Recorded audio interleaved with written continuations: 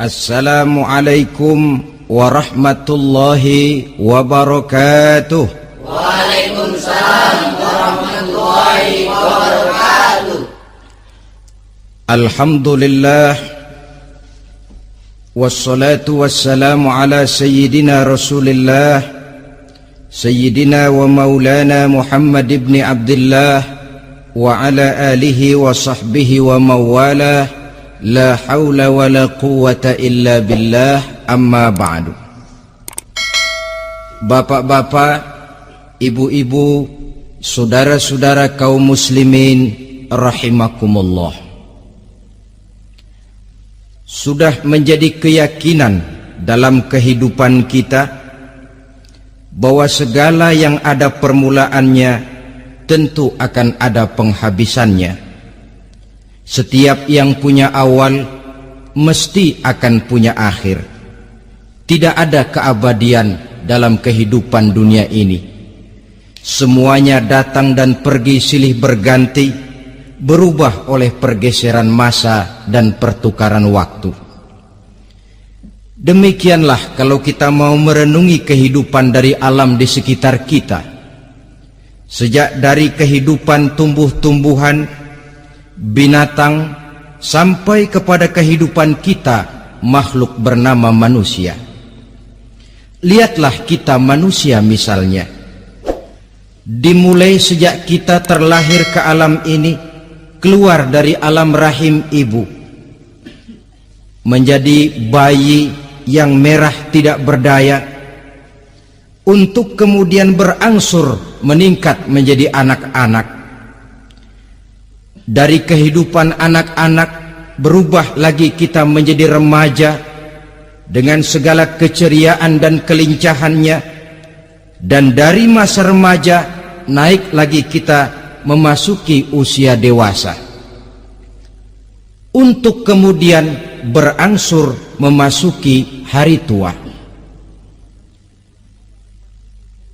Lalu setelah kita memasuki hari tua, sehari, seminggu, sebulan, setahun, sampailah kita kepada batas waktu yang telah ditentukan oleh Allah, yang dinamakan ajal, dan bertemulah kita dengan yang disebut maut.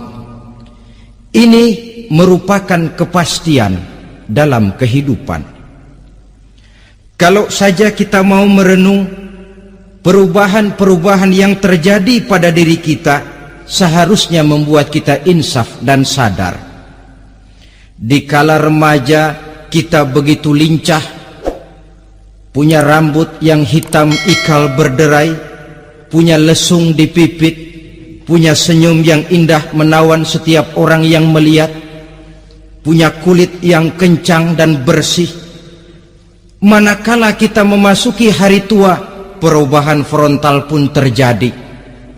Kulit mulai jadi keriput, rambut yang tadinya hitam ikal berderai mulai memutih, nikmat berkurang, gigi yang tadinya utuh dan sanggup mengunyah apa saja, satu demi satu permisi meninggalkan kita.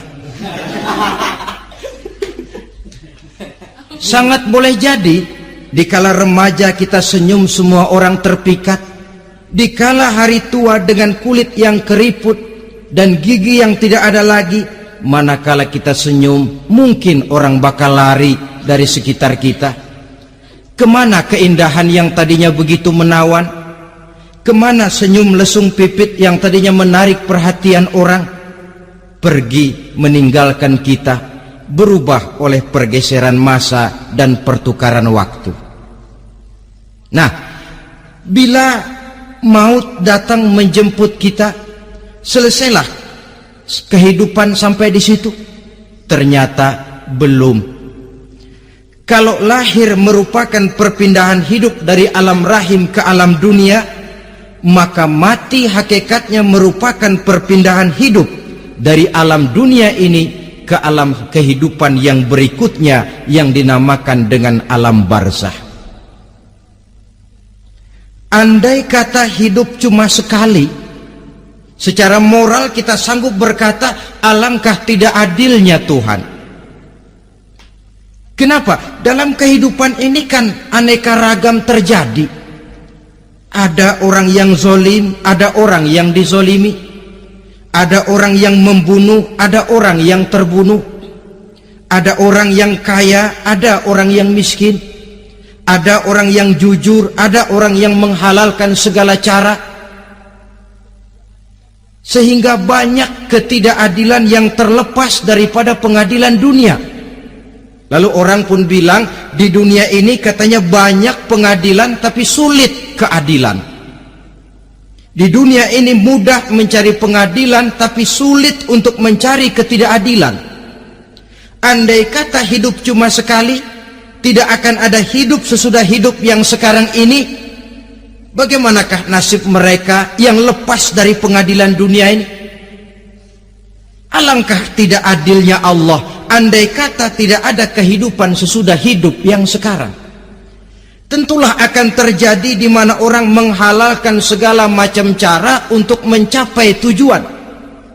Yang penting kan saya kaya, yang penting kan saya punya jabatan dan kedudukan tinggi. Kalau perlu jilat atas, jilat atas. Kalau perlu sikut kiri kanan, sikut kiri kanan. Kalau perlu injak bawah, injak yang bawah.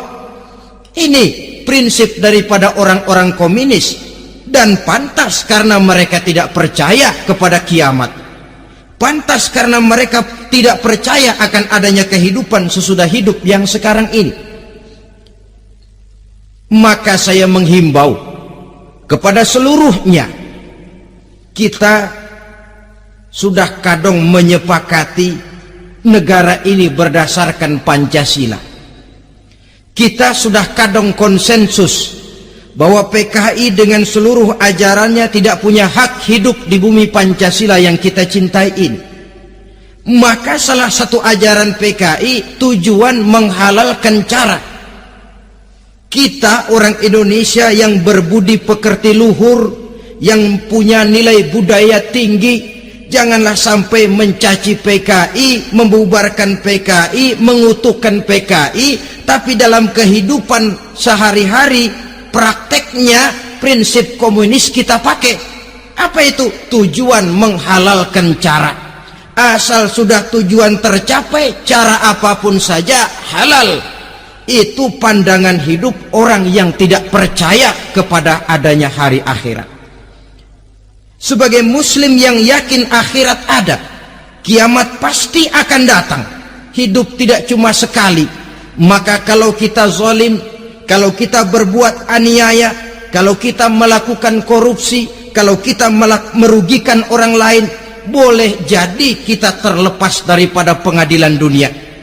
Tapi ingatlah, kita tidak akan pernah lepas dari pengadilan Allah, pengadilan Qadhi Rabbul Jalil, di mana kita akan diadili dengan seadil-adilnya, dan tidak satu perbuatan yang bersifat salah, yang bagaimanapun kecilnya, yang akan lepas dari pengadilan di akhirat itu nanti. Pantas saja kalau satu hari malaikat Jibril datang menasehati Rasulullah sallallahu alaihi wasallam, yang artinya juga menasehati kita semua. Apa kata malaikat Jibril kepada baginda Nabi? Ya Muhammad, ish ma syi'ta fa innaka mayyitun. Hai Muhammad, hiduplah semau kamu, tapi jangan lupa kamu pasti akan mati. Kalau memang dilarang tidak terlarang, dicegah tidak tercegah, kamu mau melaksanakan hidup menurut maumu sendiri, persilahkan, hiduplah menurut mau dan gayamu. Tapi jangan lupa, fa innaka mayyitun, satu saat kau pasti bakal mati. Dan mati itu bukan akhir dari segalanya, dia babak baru bagi kehidupan selanjutnya.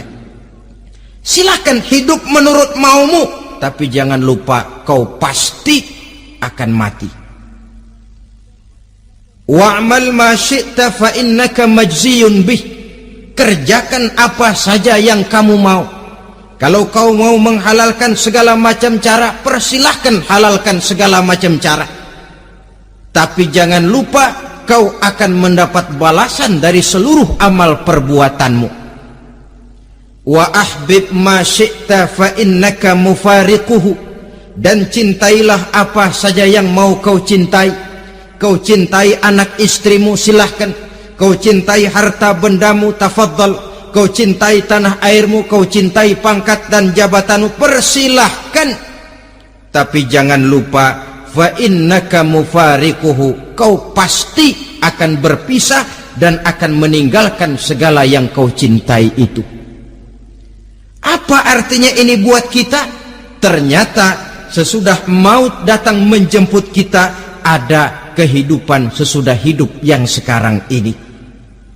Ini yang mendorong kita untuk dalam kehidupan di dunia ini tidak melakukan prinsip saenake dewe, semaunya sendiri saja, asal perut kenyang, asal pangkat tinggi, asal harta dapat. Masa bodoh dengan merugikan orang lain, masa bodoh dengan menipu orang lain. Iku jenenge saenake dewe. Muslim tidak diajarkan.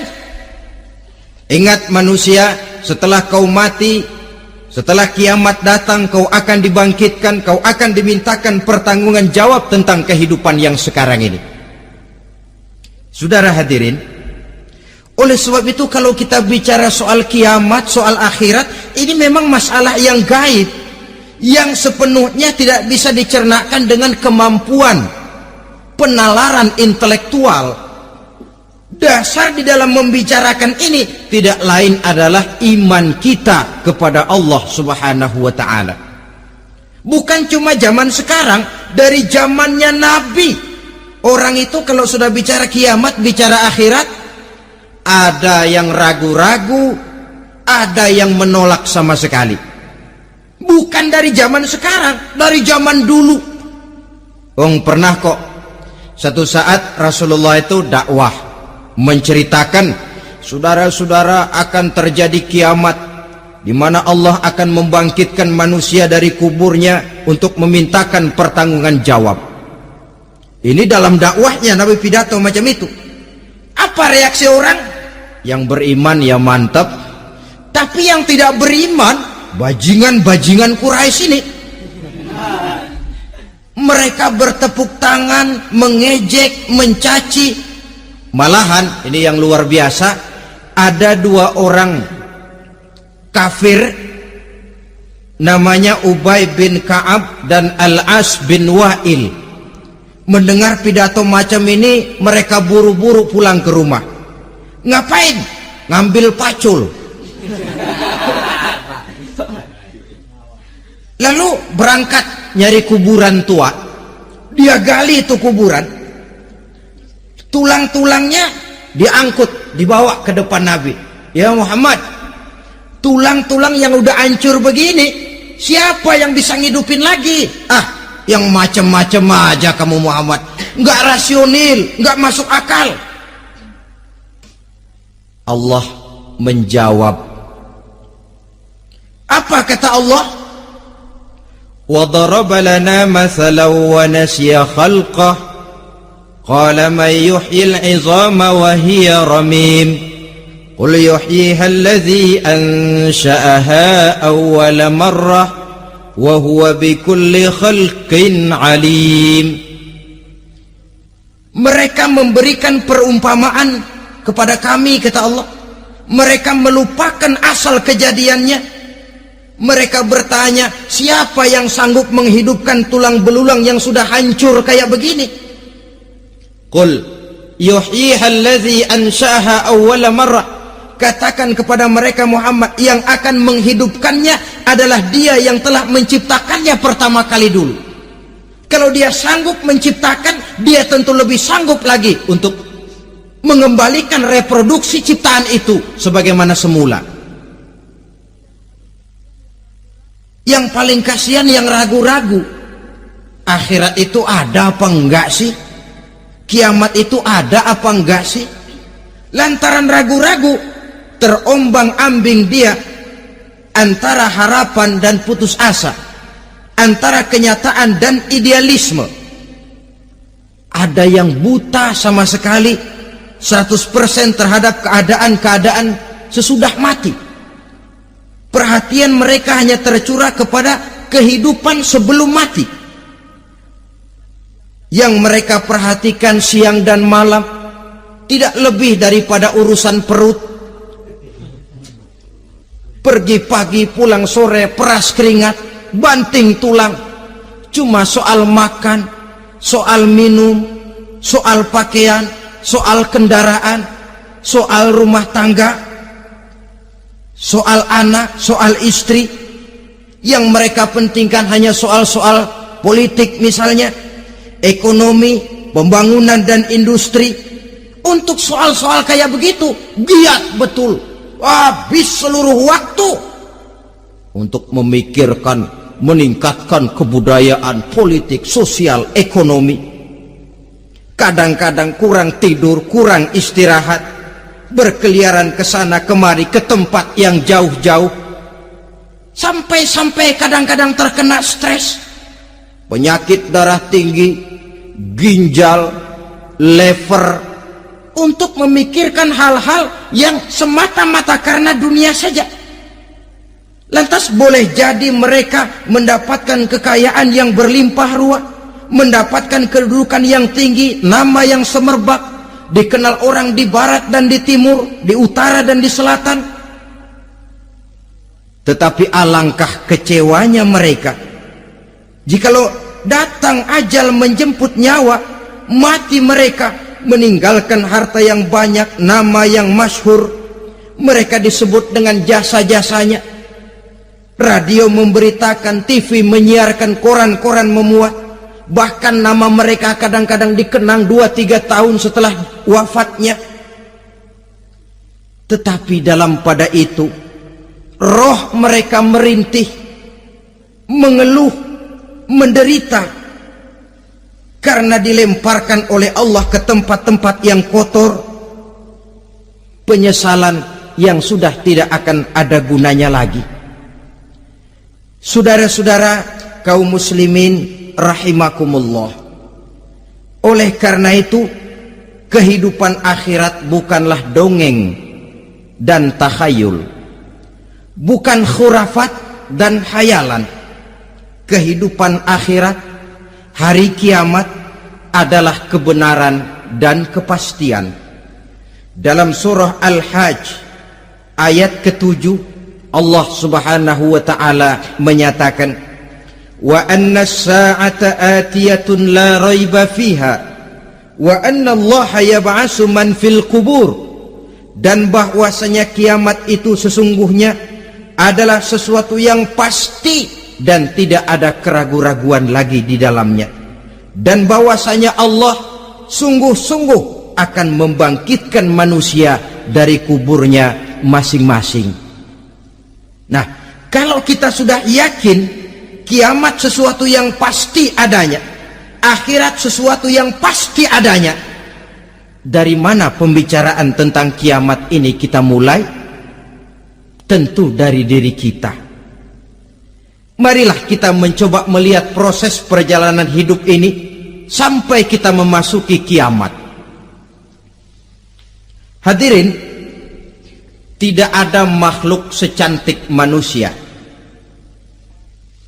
Tidak percaya? Pernah ke Ragunan? Nah, saudara masuk ke kebun binatang, segala macam makhluk ada di situ. Ratusan macam jenis binatang. Bandingkan dengan saudara, kira-kira cakep mana?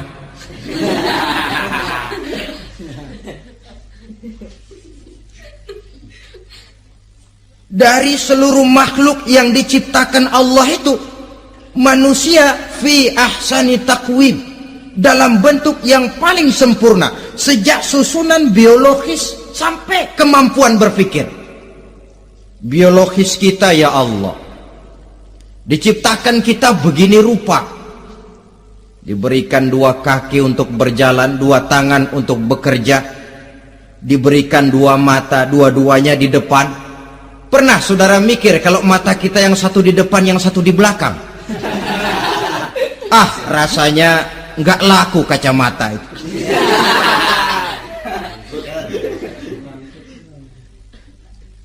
Diberikan hidung dengan 2 lubang, tahu betul Allah ke bawah lagi lubangnya.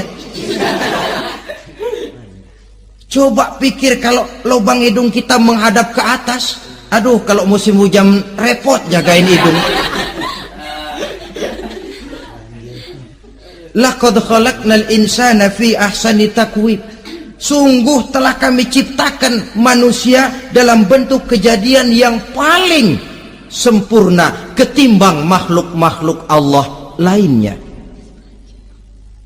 Nah, kesempurnaan manusia ini oleh karena hidupnya terdiri dari 2 unsur pokok. Pertama unsur jasmani dan kedua unsur rohani.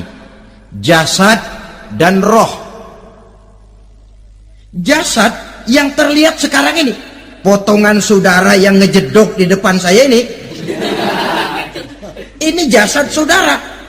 Ini yang berasal dari saripati makanan yang dimakan oleh bapak ibu kita. Lalu hasil kerjasama yang baik antara ibu dengan bapak, terwujudlah kita. Kalimat langsungnya jasad ini berasal dari tanah yang tadi berubah dari bayi, remaja, dewasa, meningkat hari tua. Yang berubah itu jasmani kita. Kenapa? Karena jasmani itu materi, benda, daya tahannya terbatas. Dia berubah oleh pergeseran massa dan pertukaran waktu. Apa ada orang makin tua makin cakep? Jasmani oleh karena dia materi, dia berubah oleh pergeseran massa dan pertukaran waktu. Nah, yang menyebabkan jasmani itu bergerak karena ada roh di dalamnya. Ini yang menyebabkan kehidupan. Ini yang menjadi sumber kehidupan, pusat kesadaran dan pengertian dalam kehidupan manusia. Tanpa roh dalam diri kita, maka jasad kita, pernah lihat orang mati? Nah, itu kalau orang mati, coba perhatikan. Apanya yang kurang? Kupingnya masih ada, tapi sudah tidak sanggup mendengar. Matanya masih lengkap, tapi tidak mampu melihat. Jangankan melihat, terbuka saja tidak. Mulutnya masih ada, tapi sudah tidak bicara lagi. Telinganya cukup, tapi sudah tidak sanggup mendengar. Kakinya lengkap, tapi tidak mampu lagi berjalan. Apa penyebabnya itu? Ternyata jasmani kita, jasad ini, manakala sudah ditinggalkan oleh ruh, dia tidak akan bisa berdaya apa-apa. Tidak mampu berjalan, tidak pula berbuat, tidak pula bekerja apapun saja. Saudara-saudara, dua-duanya punya kebutuhan. Jasmani ada kebutuhannya, rohani pun ada kebutuhannya. Jasmani yang jelas perlu makan, perlu minum, perlu tidur, perlu pakaian, dan sebagainya. Nah, apabila saat berpisah datang, ajal sampai, berpisahlah roh dan jasad. Dan itulah yang dinamakan dengan maut. Jadi apa sih mati itu? Mati adalah berpisahnya roh dengan jasad. Sebab itu Islam sangat menganjurkan kita untuk banyak-banyak mengingat mati. Bagaimana caranya mengingat mati? Pertama, mati itu kan pasti. Kira-kira yang hadir di sini ada yang nggak mati nggak kira-kira? Semuanya bakal mati kan? Berani? Berani. Sekarang mau? Saudara, sebenarnya kalau kita merenung lebih jauh, orang itu tidak perlu takut mati. Walaupun tidak boleh terlalu berani menghadapi mati. Karena bagaimanapun takutnya kita kepada mati, toh dia pasti datang. Bagaimanapun beraninya kita mati, kalau belum ajal ya tidak mati juga. Jadi muslim itu kan harus berani menghadapi hidup dan tidak takut menghadapi mati. Mati adalah sesuatu yang pasti. Muslim dianjurkan banyak-banyak mengingat mati dalam kehidupan. Caranya bagaimana? Pertama, berziarah nengokin teman yang sakit. Ya? Suka nengokin teman yang sakit enggak? Oh, itu pahalanya kata Nabi.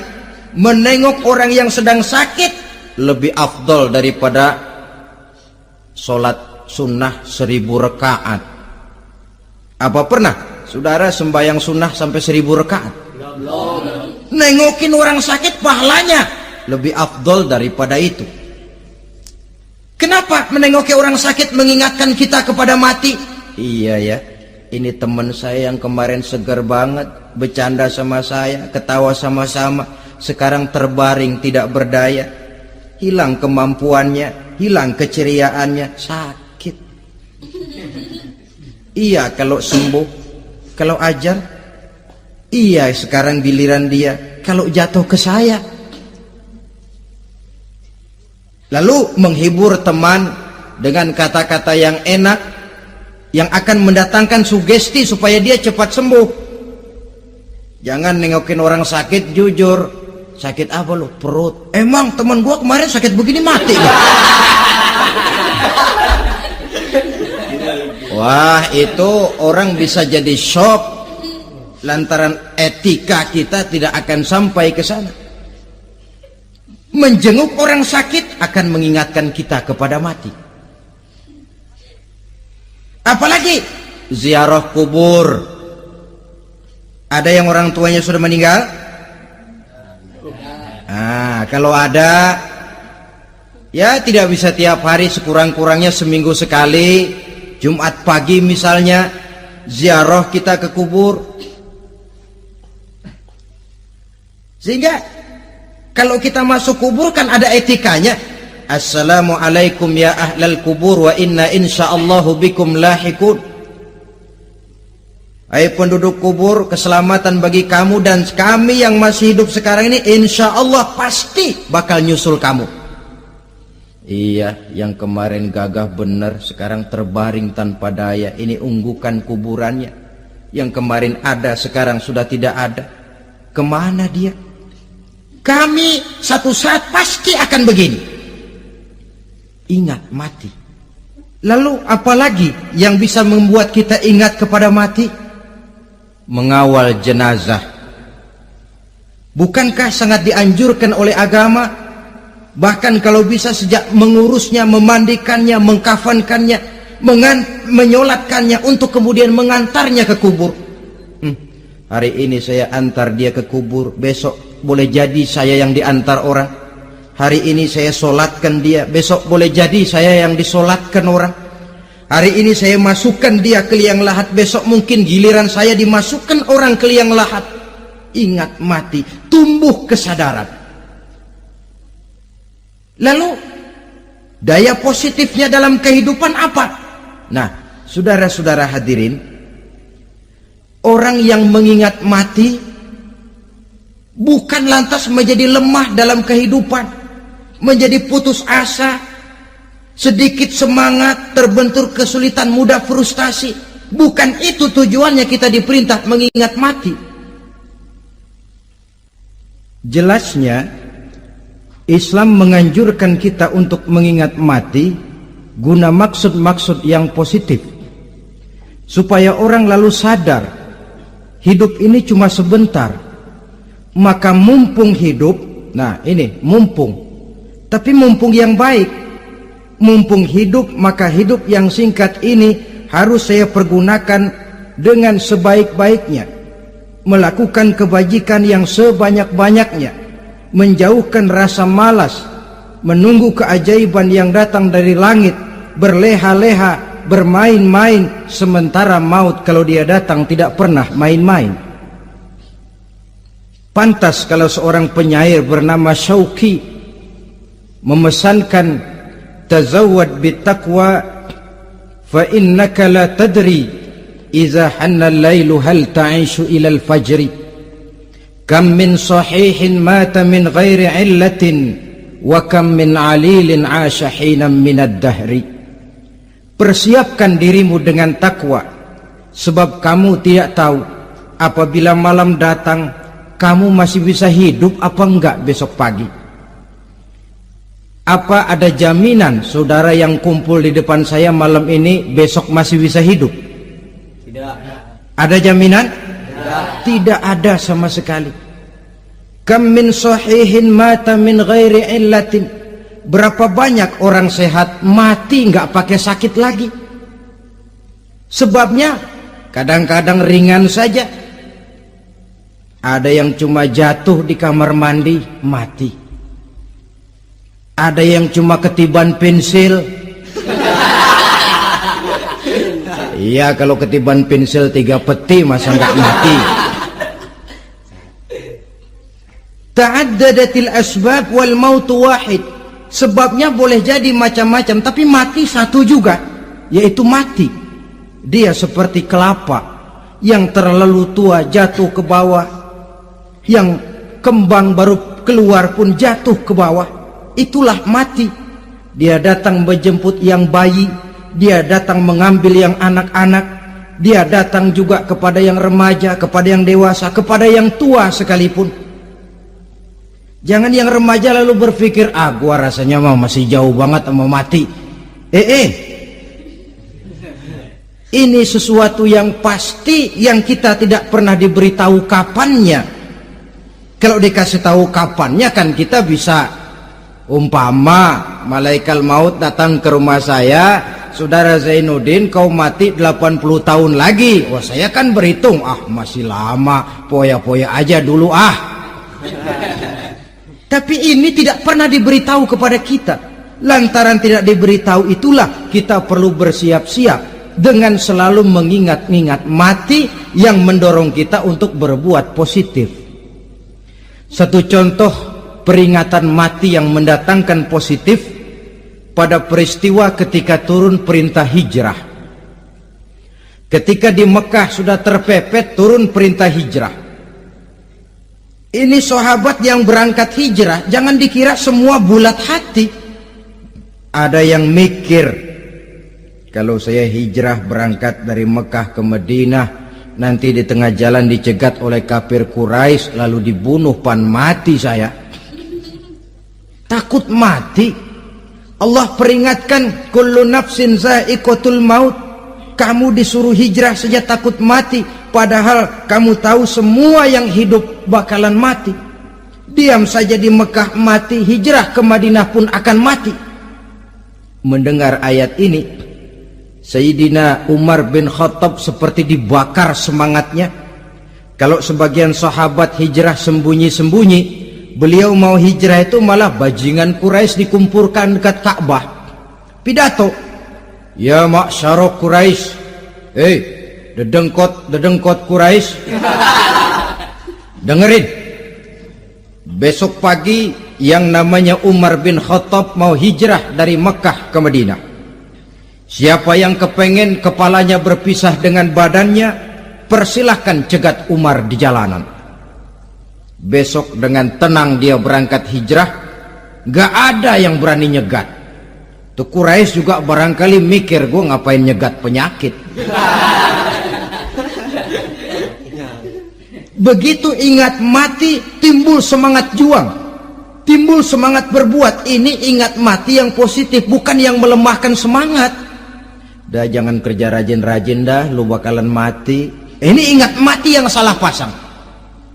Ingat mati seharusnya mendorong manusia untuk berbuat lebih tekun. Allah memberikan peringatan, qul innal mauta alladzi tafirruna minhu fa innahu mulaqikum. Katakan, maut yang kamu akan melarikan diri daripadanya, yang kamu takuti benar dia pasti akan datang menjemput kamu. Saudara-saudara hadirin yang saya hormati, datangnya memang tidak kita harapkan yang namanya maut, Tapi sekali dia datang, tidak ada pintu tempat kita lari. Dia memang tidak pernah kita undang, tapi sekali dia datang mengetok pintu, kekuatan apa yang bisa menolak? Dia sebuah tanda seru dalam kehidupan. Apa yang menyebabkan orang takut mati? Pertama, barangkali karena dia tidak tahu bagaimana kehidupan sesudah mati. Alam kubur gelap, alam akhirat gelap, sehingga dia bingung. Lantaran bingung lalu jadi takut. Yang kedua, boleh jadi oleh bayangan-bayangan dosa yang pernah dia kerjakan di dunia ini. Kerjanya cuma menumpuk dosa. Dia gembira, bahagia, tertawa di atas tumpukan dosanya, merasa segan berpisah dengan seluruh kehidupan ini, sehingga boleh jadi maut adalah sesuatu yang ditakutkannya benar dalam kehidupan. Tapi bagaimanapun takutnya, tidak ada tempat lari dari dia. Dalam ayat lain Allah jelaskan, "Ainama takunu yudrikumul mautu walau kuntum fi burujim musayyadah."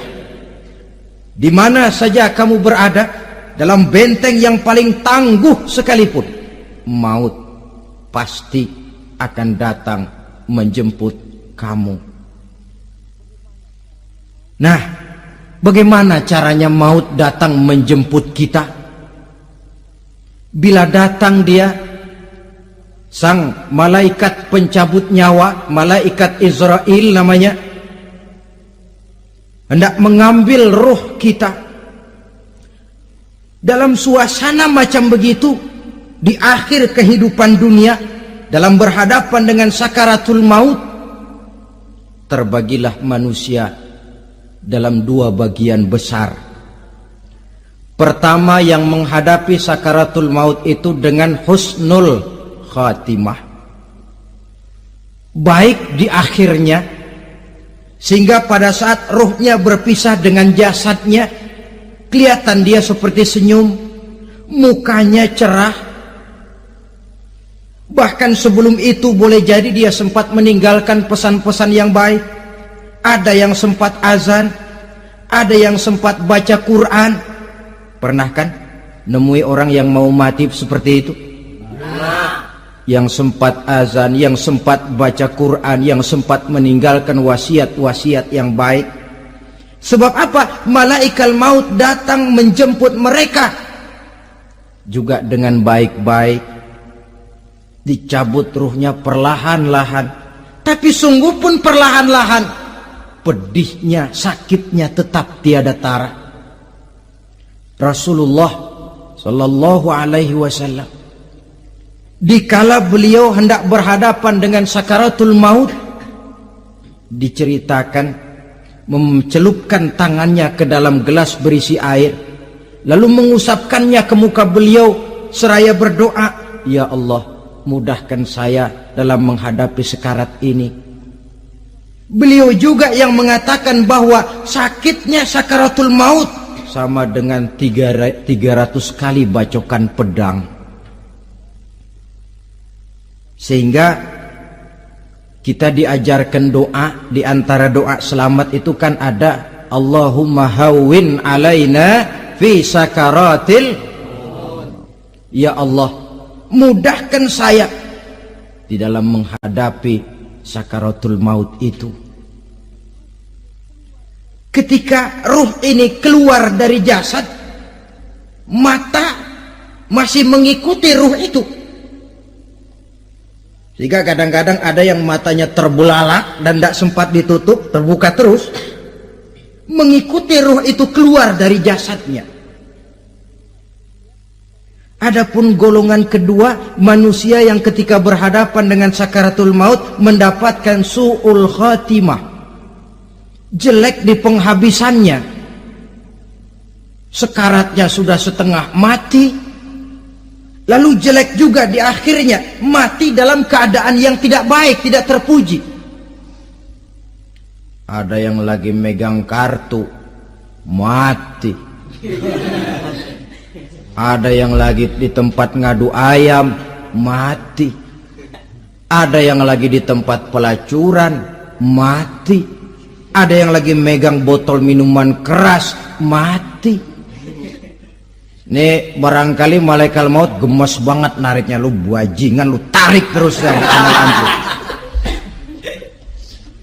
mati su'ul khatimah. Makanya bagus itu. Kadang-kadang di majelis-majelis taklim kan sering dibaca, ya Allah biha, ya Allah biha, ya Allah bihusnil khatimah. Kan ada itu? Ada enggak? Saudara hadirin, mohon agar oleh Allah kita diberikan husnul khatimah, baik di saat ruh akan berpisah dengan jasad. Ini sesuatu yang pasti. Sang malaikat maut datang menjemput nyawa. Setelah ruh berpisah dari badan, maka tinggallah sang badan, ditangisi oleh semua yang kita tinggalkan. Sehingga kepada putrinya Fatimah, ketika malaikat maut datang hendak menjemput baginda Nabi, beliau berkata kepada anaknya, Fatimah, kamu tahu siapa yang datang? Saya tidak tahu, Bapak. Yang datang hadimul lazat. Itu dia yang menghancurkan seluruh kesenangan dunia. Wa qati'us syahwat, yang memisahkan kita dengan seluruh yang kita cintai. Dia malaikat maut, Pak. Manakala jasad sudah ditinggalkan oleh ruh, itulah yang dikerubungi orang. Anak menangis, istri menangis, orang tua bersedih, teman-teman merasa kehilangan, menangisi jasad. Diuruslah jasad kita, dimandikan sebagaimana mestinya, dikafankan dengan kain putih 3 lembar. Itu yang hendak kita bawa kembali ke tempat asal kita. Pakaian sutra, jas yang mereknya Switzerland wool, kain yang Samarinda, sepatu yang Belly atau Beltoni, jam tangan yang Rolex, kendaraan yang serba mewah. Tidak ada yang menyertai kita. Kain putih 3 lembar itu saja lagi. Demi setelah dikafankan, dibujurkan kita menghadap ke arah kiblat. Orang banyak pun datang menyolatkan kita dengan 4 takbir, diiringi dengan doa. Lalu upacara pelepasan, berangkat kita meninggalkan anak, istri, suami, kampung halaman, tanah air, bahkan alam dunia ini. Selamat tinggal alam dan seluruh isinya. Tinggallah yang tinggal. Saya akan kembali ke tempat asal dari mana saya datang, untuk kembali mempertanggungjawabkan seluruh perbuatan saya dalam kehidupan ini. Manakala upacara pelepasan selesailah sudah, dimasukkan kita ke keranda jenazah, digotong orang, bismillah wa ala millati rasulillah, dibawa ke tempat peristirahatan terakhir katanya. Padahal dulu kalau mau kita istirahat, ke villa lah kita, ke Bali lah kita, ke Hong Kong lah kita, ke tempat-tempat tamasya yang indah. Oh, rupanya akan sampai juga perjalanan menuju tempat peristirahatan terakhir, yang luasnya tidak akan lebih dari 2 kali 1 meter. Diusung orang kita, diantarkan orang banyak. Manakala sampai ke atas liang lahat, pengusung jenazah dibuka, diturunkan kita ke liang lahat, dibaringkan. Gumpalan tanah akan jadi bantal kita. Muka dibuka, dihadapkan ke arah kiblat. Setelah itu ditutup liang lahat kita dengan kayu. Masih belum kurang, diuruk dengan tanah. Yang menguruk orang-orang yang tadinya mencintai kita, menyayangi kita. Tapi ketika jasad sudah ditinggalkan ruh, habis rupanya cintanya. Coba jasad kalau sudah ditinggalkan ruh, 3 hari aja di rumah, serem. Ya mayit, siapa yang betah nemenin mayit?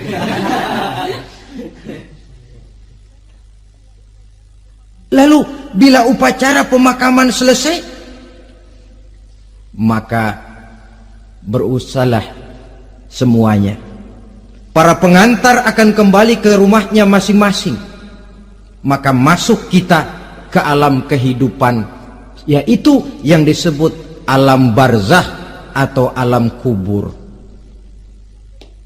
Apa selesai hidup sampai di situ? Tidak. Hanya beberapa langkah setelah yang mengantar kita pulang. Diriwayatkan dalam hadis Bukhari dan Muslim, bila seseorang sudah diletakkan di kuburnya, lalu yang mengantar kembali pulang, maka roh si mayit akan dapat mendengar bunyi terompah orang yang pulang itu. Bunyi terompahnya terdengar. Datang dua malaikat menanyakan dia dengan pertanyaan-pertanyaan yang kalau bisa dijawab dengan betul, dua malaikat yang bernama Munkar Nakir akan bilang, jawabanmu betul, tenanglah kau di sini, naumatal arus, tidurlah kau di sini seperti tidurnya pengantin. Orang yang baik-baik di alam kuburnya akan mendapat nikmat kubur, sehingga masa penantian yang lama. Sebab jangan lupa, kita masuk ke kubur itu kan menunggu sampai datangnya hari kiamat. Jadi kalau kiamat umpama masih 1000 tahun lagi, ya 1000 tahun kita menunggu. Orang yang baik-baik penantian di alam kubur, kata malaikat, naumatal arus, tidurlah kamu seperti tidurnya pengantin. Bagaimana sih tidurnya pengantin? Nggak berasa. Iya, kata anak sekarang, endah aja udah. Begitu mendusin pagi, kata lakinya, malam sebentar bener ya Neng. Sebentar betul katanya malam. Iya tentu saja tidak terasa. Kenapa? Dia tidak pernah memikirkan waktu. Terbawa oleh kenikmatan dan kelezatan yang dirasakannya dalam kehidupan.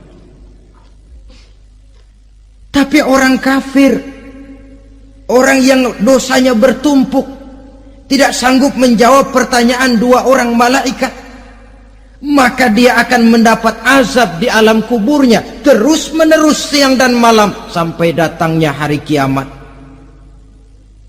Ibarat maling ayam ketangkep, belum masuk pengadilan udah digebugin duluan. Kan begitu kan?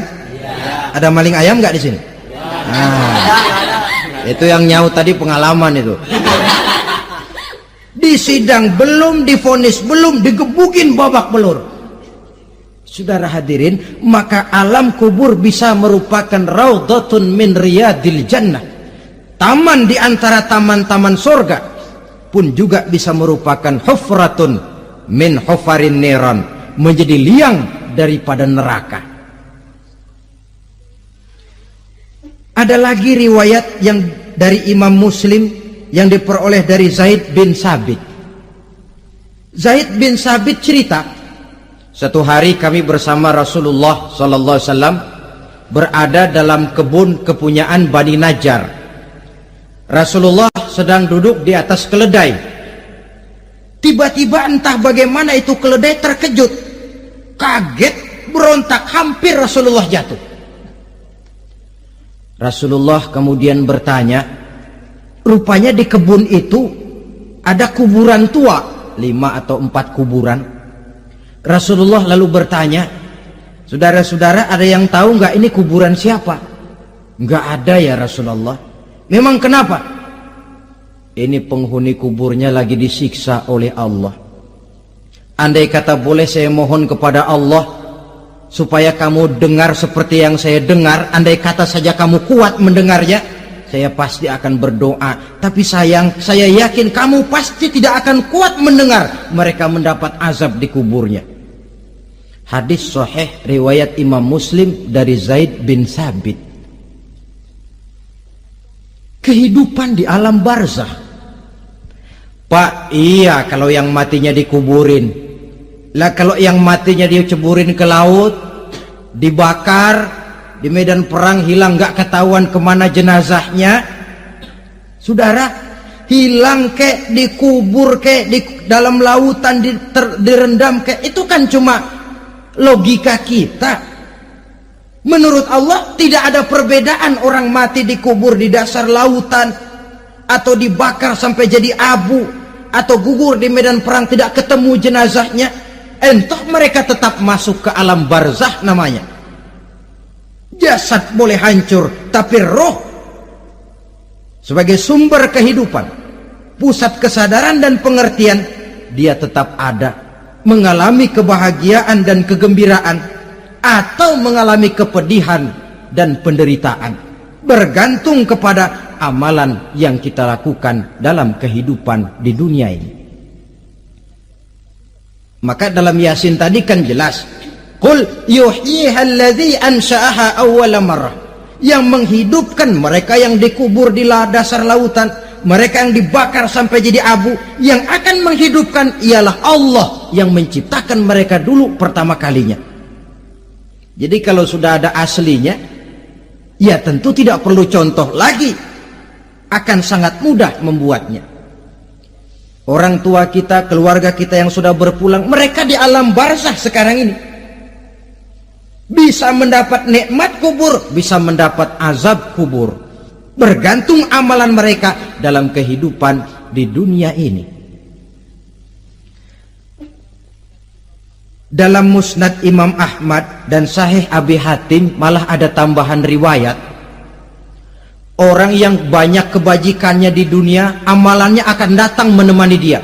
Sholatnya dekat kepalanya, puasa sebelah kanan, zakat sebelah kiri, menghibur dia. Malahan dikatakan berbentuk orang yang cantik menemani dia di alam kuburnya. Aneh, dia tanya, man anta lam ara fid dunya ajmal minka. Siapa kamu? Di dunia ini belum pernah saya melihat orang secantik kamu. Dia jawab, ana amaluka soleh. Saya adalah amalmu yang soleh yang kau kerjakan waktu di dunia. Saya sekarang diperintahkan untuk menemani kamu di sini. Alhamdulillah. Sedangkan amalnya yang jahat akan datang dalam bentuk yang menyeramkan menemani dia di sana. Bayangin deh, di kuburan ditemenin yang serem-serem. Sama juga di dunia. Di dunia, kalau kita di tempat gelap ditemenin orang cakep, enak nggak? Enak. Wah, pengalaman. Tapi coba bayangin, sudah tempatnya gelap, yang nemenin jelek nggak ketulungan, gerah kita. Nah, saudara hadirin yang saya hormati, lalu bagaimana tempat arwah-arwah yang sudah kembali menghadap Allah yang disebut mustaqarrul arwah itu? Macam-macam tingkatannya sesuai dengan profesi dan amalannya waktu di dunia. Ada roh-roh itu yang setelah pisah dengan jasad, artinya mati, ditempatkan di tempat yang disebut a'la iliyin, tempat yang tertinggi. Siapa ini? Arwahnya para nabi dan para rasul. Ini fi a'la iliyin, di tempat yang tertinggi. Arwahnya para nabi, arwahnya para rasul. Dan karena kita bukan nabi, bukan rasul, ya jangan mimpi dapat tempat fi a'la iliyin, kecuali kalau Allah menghendaki. Itu hak prerogatif Allah, tapi kan tidak adil kalau Allah melakukan itu. Ini kelompok roh-roh yang masuk golongan VIP. Wah, the first class. Para nabi, para rasul. Lalu ada pula roh-roh itu yang setelah pisah dengan jasadnya diumpamakan seperti burung-burung hijau yang berterbangan di perkebun-kebunan surga. Roh siapa mereka ini? Rohnya para syuhada, orang-orang yang mati syahid gugur membela agama. Nah, ini bedanya orang mati syahid dengan pahlawan, ya. Apa bedanya syuhada dengan pahlawan? Kalau syuhada, orang yang gugur membela agama, niatnya karena Allah, mati syahid. Kalau pahlawan, orang yang gugur membela negara, orang yang dianggap berjasa kepada pemerintah. Klimaksnya, kalau orang mati syahid jelas surga, tapi pahlawan belum tentu surga. Kenapa? Bergantung kepada negara macam apa yang dibelanya dan pemerintah model mana yang dibelanya. Di negara-negara komunis misalnya, banyak nggak pahlawan? Dengan sekian tanda jasa yang mati di medan perang dan sebagainya. Kira-kira pahlawan komunis masuk surga enggak? Ya, kalau pahlawan komunis masuk surga, kita enggak kebagian kapling di surga barangkali. Inilah bedanya pahlawan dengan orang mati syahid. Kemudian ada pula roh itu yang tertahan di pintu surga. Tertahan di pintu surga. Ini seperti tadi, orang yang mati syahid tapi masih ada kaitan di dunia. Rasulullah pernah ditanya orang, ya Rasul, kalau saya maju ke medan perang bela agama, mati syahid, apa saya masuk surga? Iya, masuk surga. Kecuali kata Nabi, kalau masih punya utang. Nah, tertahan di pintu surga. Ada pula roh itu yang tertahan di alam kuburnya. Ini umumnya seperti tadi itu. Ada mempunyai dosa, mempunyai kesalahan, sehingga merasakan azab kubur. Ada juga roh itu yang tertahan di permukaan bumi. Mereka yang dalam hidup selalu menumpuk dosa-dosa yang besar, meninggal sebelum keburu untuk bertaubat. Saudara hadirin yang saya hormati, inilah yang kita khawatirkan. Sebab jikalau pada saat roh sudah datang, jikalau saatnya roh datang berpisah dengan jasad, menemukan sakaratul maut, saat itu taubat sudah tidak akan ada gunanya lagi. Masuk ke alam kubur, mendapat azab kubur sampai datangnya hari kiamat. Berapa lama di alam kubur ini? Menunggulah kita sampai datang saatnya kiamat. Nah, saudara-saudara, apa tanda-tanda hari kiamat? Kapan dia akan datang? Bagaimana hal ihwal manusia pada saat terjadi kiamat? Bagaimana alam ini? Bagaimana perhitungan di padang mahsyar? Insya Allah akan saya ungkapkan pada bagian kedua dari ceramah ini. Insya Allah kita akan lanjutkan pembicaraan ini sampai kepada terminal paling akhir, surga dan neraka. Inilah saja pertemuan kita pada kesempatan kali ini. Terima kasih banyak atas segala perhatian. Mohon maaf atas segala kekurangan. Wabillahi taufiq wal hidayah. Wassalamualaikum warahmatullahi wabarakatuh. Waalaikumsalam.